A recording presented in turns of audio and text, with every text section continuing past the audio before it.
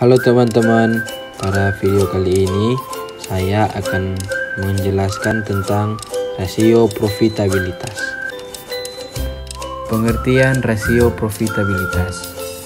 Rasio profitabilitas adalah metrik keuangan yang digunakan oleh analis dan investor untuk mengukur dan mengevaluasi kemampuan perusahaan untuk menghasilkan keuntungan atau laba relatif terhadap pendapatan, aset neraca, biaya operasi, dan ekuitas pemegang saham selama periode waktu tertentu. Rasio ini menunjukkan seberapa baik perusahaan menggunakan asetnya untuk menghasilkan laba dan nilai bagi pemegang saham. Pengertian rasio profitabilitas menurut ahli. Profitabilitas adalah kemampuan perusahaan untuk menghasilkan laba selama periode tertentu. Perusahaan dengan kemampuan menghasilkan laba yang baik menunjukkan kinerja perusahaan yang baik, sebab profitabilitas sering dijadikan sebagai ukuran untuk menilai kinerja perusahaan. Rianto 2008. Manfaat rasio profitabilitas. Mengapa akuntan perusahaan wajib untuk membuat profitabilitas saat menghitung untung rugi sebuah perusahaan? Ada beberapa manfaat dari metode yang satu ini, antara lain: yang pertama, mengetahui dengan pasti laba atau keuntungan dari sebuah perusahaan dalam periode tertentu. Yang kedua, menjadi tolak ukur dalam penilaian yang dilakukan bank atau investor kepada perusahaan. Yang ketiga, memahami efisiensi dari sebuah bisnis. Yang keempat, bagi manajer perusahaan, rasio profitabilitas bisa menjadi pegangan untuk mengevaluasi kinerja dalam perusahaan. Yang kelima, menjadi tolak ukur bagi trader saham dalam menilai apakah saham suatu perusahaan layak dibeli. Tujuan rasio profitabilitas. Yang pertama, menghitung pemasukan laba perusahaan pada suatu periode akuntansi. Yang kedua, menghitung perkembangan laba yang diperoleh dibandingkan dengan periode akuntansi yang telah lalu.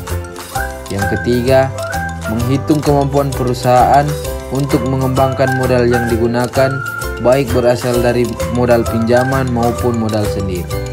Yang keempat, menghitung laba bersih yang didapatkan oleh perusahaan setelah dikurangi oleh pajak dengan modal sendiri.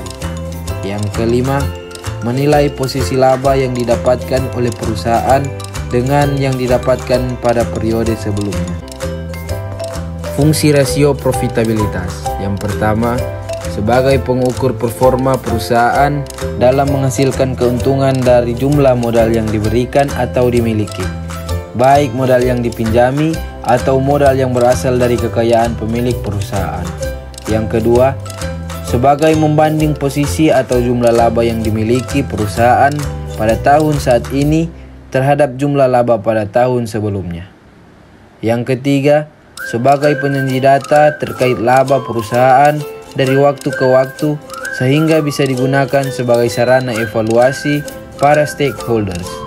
Yang keempat, untuk mengetahui besar laba yang didapatkan perusahaan yang dihasilkan oleh total aset dan total ekuitas yang dimiliki. Yang kelima, sebagai pengukur terkait margin laba kotor yang dimiliki atas penjualan bersih, margin laba operasional atas penjualan bersih, serta margin laba bersih atas penjualan bersih. Kurangan rasio profitabilitas. Yang pertama, ada keterbatasan teknis dalam perhitungan rasio ini. Yang kedua, sulitnya menghitung profitabilitas apabila data tidak cukup. Yang ketiga, terkadang data tidak sesuai satu sama lain sehingga rasio pun tidak valid. Yang keempat, bisa terjadi windows dressing atau perusahaan melakukan modifikasi sehingga performa saham terlihat menarik. Yang kelima, perbedaan standar akuntansi yang dipakai pada setiap perusahaan. Rasio profitabilitas berkaitan erat dengan pelaporan pajak.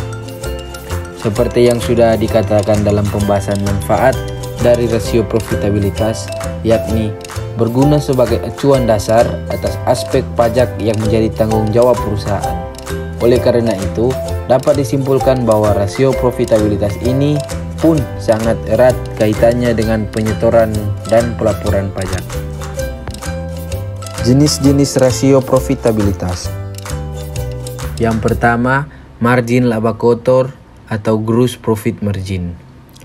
Margin laba kotor atau yang disebut dengan gross profit margin adalah perhitungan antara penjualan dengan beban. Perhitungan GPM berguna untuk mengukur kemampuan perusahaan dalam melakukan controlling terhadap biaya persediaan. Rumusnya adalah GPM sama dengan penjualan harga pokok penjualan. Pada dasarnya, perhitungan yang satu ini juga sangat berguna untuk mengukur efisiensi kinerja perusahaan dalam menetapkan harga produk yang diproduksi. Jika nantinya harga produk mengalami peningkatan, maka nantinya GPM produk akan menurun. Jika harga produk menurun, maka nantinya GPM akan mengalami peningkatan.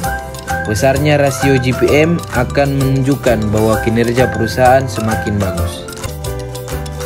Yang kedua, margin laba operasional atau operating profit margin.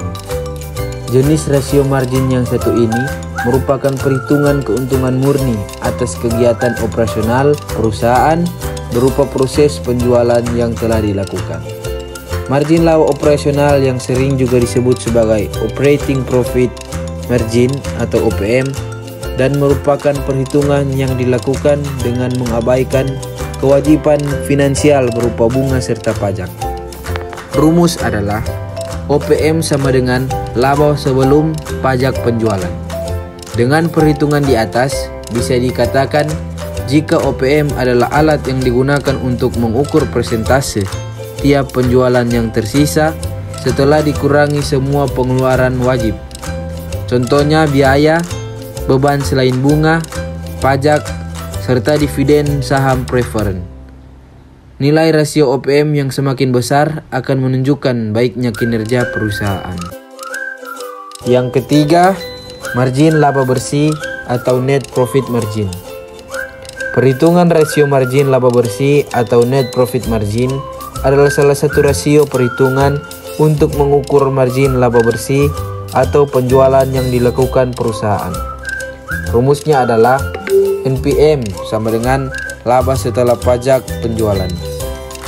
Dari rumus di atas bisa kita simpulkan jika NPM bisa digunakan untuk mengevaluasi efisiensi perusahaan dalam melakukan pengendalian beban yang berkaitan dengan penjualan. Perusahaan juga nantinya harus melakukan evaluasi terhadap kinerja serta pengeluaran yang dilakukan agar nilai NPM terus meningkat. Rasio pengembalian aset atau return on asset ratio atau yang disingkat ROA. ROA adalah alat yang digunakan untuk menilai persentase laba terhadap total aset yang dimiliki perusahaan. Rumusnya adalah ROA bahagi laba bersih total aset. Perhitungan rasio ROA sangat bermanfaat untuk mengevaluasi kinerja perusahaan mengenai keuntungan yang dihasilkan terhadap aset yang dimiliki. Semakin tinggi laba bersih yang dihasilkan terhadap aset, semakin meningkat pula skor dari ROA. Semakin tinggi skornya, semakin bagus kinerja perusahaan. Yang kelima, rasio pengembalian ekuitas atau return on equity ratio. Jenis rasio yang satu ini merupakan instrumen penghitung kemampuan perusahaan untuk menghasilkan laba terhadap ekuitas atau modal yang diberikan oleh para pemodal atau pemegang saham. Rumus ROE adalah ROE sama dengan laba bersih setelah pajak ekuitas pemegang saham. ROE merupakan salah satu alat yang digunakan untuk menghitung kemampuan perusahaan untuk mengolah dana yang diberikan para investor. Semakin tinggi laba yang dihasilkan, nantinya skor ROE akan semakin tinggi. Yang keenam, rasio pengembalian penjualan atau return on sales ratio. Rasio pengembalian penjualan atau ROS merupakan jenis perhitungan yang digunakan untuk mengukur kemampuan perusahaan dalam menghasilkan keuntungan lebih tinggi dari biaya variabel demi kepentingan produksi. Rumus ROS adalah ROS sama dengan laba sebelum pajak dan bunga penjualan kali 100%. Rasio pengembalian penjualan akan menunjukkan tingkat keuntungan yang diperoleh dari margin operasional. Semakin tinggi laba sebelum pajak dan bunganya, nanti skor ROS akan semakin besar. Begitu pula sebaliknya, semakin besar skor ROS-nya, berarti perusahaan akan semakin diuntungkan. Yang ketujuh, pengembalian modal yang digunakan atau Return on Capital Employed, yang disingkat ROCE. Perhitungan yang satu ini berfungsi untuk mengukur keuntungan perusahaan terhadap keseluruhan modal yang dimiliki.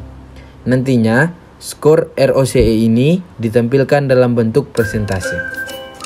Rumus ROCE ini adalah ROCE sama dengan laba sebelum pajak atau bunga modal kerja, atau ROCE sama dengan laba sebelum pajak dan bunga atau total aset kewajiban. Pada hitungan yang satu ini, yang disebut modal perusahaan yaitu suatu ekuitas perusahaan yang ditambahkan dengan biaya kewajiban tidak lancar, atau bisa juga dihitung dengan mengurungkan kewajiban lancar dari total aset yang dimiliki perusahaan. Yang kedelapan, Return on Investment atau ROI. Jenis perhitungan rasio profitabilitas perusahaan lain yang perlu Anda tahu yaitu ROI atau Return on Investment. Perhitungan rasio profitabilitas yang satu ini menghitung profitabilitas perusahaan terhadap total aktiva yang dimiliki. Perhitungan ini juga bermanfaat untuk mengukur kemampuan perusahaan dalam menghasilkan laba terhadap aktiva yang dimiliki. Rumus ROI adalah ROI sama dengan dalam kurung laba atas investasi atau investasi awal, tutup kurung, investasi kali 100%.